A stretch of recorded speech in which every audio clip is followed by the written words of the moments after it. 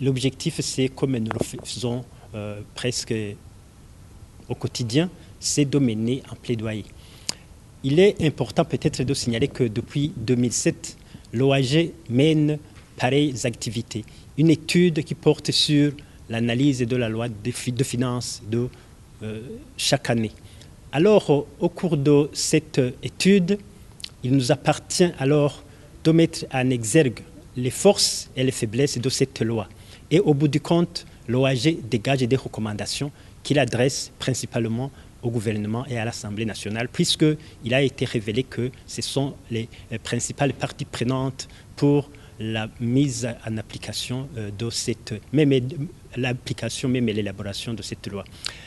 Un autre aspect, c'est que l'OAG, avec cette activité, on a pu mettre en exergue l'état de réalisation des recommandations récemment formulées, antérieurement formulées au cours des précédentes analyses depuis les années 2007. Alors, on a constaté qu'il y a eu, certes, ça a été partiellement exécuté, il y a certes eu des avancées, tandis qu'il y a encore quelques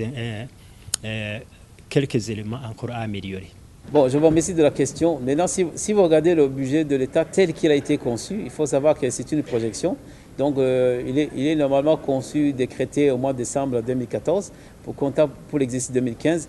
Normalement, c'est que le budget n'a pas tenu en considération des événements, on va dire, et politiques en termes électoral de 2015.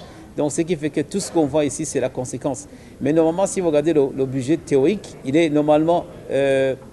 on va dire il est plus ou moins aligné aux priorités du CCLP2, mais ce qu'on peut constater également, c'est qu'il y a un déficit d'une centaine de milliards de francs qui sont financés par emprunts extérieurs et surtout emprunts intérieurs. Et normalement, les emprunts intérieurs, le montant est vraiment très élevé. Donc, je pense que le déséquilibre est très important et je pense que s'il continue d'augmenter, ça va faire entrer l'économie burundaise dans une spirale, on va dire, d'endettement, surtout avec des intérêts financiers. Mais surtout, ça va créer un effet on va dire, de diminution de l'activité économique par le secteur privé. Et en plus j'allais dire, des coûts financiers, les intérêts financiers augmentent et puis ça crée l'inflation. Normalement, c'est là où on peut voir que dans la conception, il y a les priorités du CCLP2, on les retrouve, mais on ne prévoit pas l'aléa en termes d'activité économique qui est liée normalement au processus électoral qui est prévu en 2015. Normalement, c'est ça qu'on peut peut-être reprocher au budget de 2015. Sinon, il est aussi déséquilibré, mais il est financé par le même mode. Et normalement, ce sont des problèmes déficit qui est financé par l'endettement et ça crée vraiment une spirale inflationniste qui est due au mode de financement. Alors, le problème qui se pose, c'est que normalement, les projections s'écartent de la réalité. Alors, je peux vous donner un exemple, comme je l'ai dit tout à l'heure, le BER qui fait, on va dire, un manque à gagner de presque 50 milliards.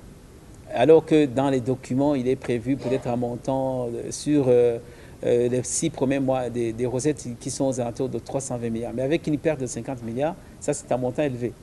Alors, quelles sont les dépenses quelles sont les rubriques qui sont épargnées, qui ne sont pas financées? Donc ça c'est quelque chose de très important. Et normalement, peut faire partie des priorités nationales.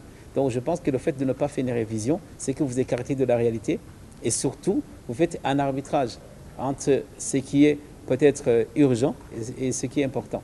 Normalement, ce que fait le gouvernement jusque-là, c'est de payer les salaires. Et puis après, les autres composantes et les rubriques, on ne peut pas vraiment, vu le montant qui est disponible, on ne peut pas savoir vraiment ce qui est financé. Donc c'est pour cela que la réalité s'écarte de ce qui est écrit. Et normalement, c'est vraiment c'est un arbitrage qu'il faut peut-être essayer d'expliquer, essayer de comprendre si ce n'est pas incompatible avec les priorités nationales pour le développement de moyen terme. Il en est sorti une série de recommandations que l'OAG va adresser essentiellement au gouvernement. Et parmi ces recommandations, il y en a qui sont vraiment beaucoup plus pressantes. Comme par exemple le réalignement des dépenses sur les recettes intérieures parce qu'on ne maîtrisait pas la mobilisation des recettes extérieures. C'est important, mais à mon avis, cette recommandation est presque impossible parce que je me dis que si réaligne les dépenses de l'État sur seulement les recettes intérieures, c'est qu'au Burundi, on ne va pratiquement rien faire. On ne va que payer les salaires. Et ça ne suffit pas pour une économie. Nous sommes une économie encore très faible qui a besoin de s'élever, on a besoin de produire davantage. Pour produire davantage, il faut investir davantage. On ne peut pas mobiliser les moyens nécessaires d'investissement sur les seules recettes intérieures. On a besoin des apports extérieurs. Ces apports extérieurs sont de plusieurs ordres. Il y a l'endettement. Est-ce que nous sommes un pays, quelle est la capacité d'endettement de notre pays? Ça, c'est un volet. Il y a les aides extérieures.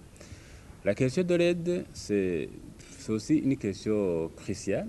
Peut-on compter sur les aides pour produire, pour investir?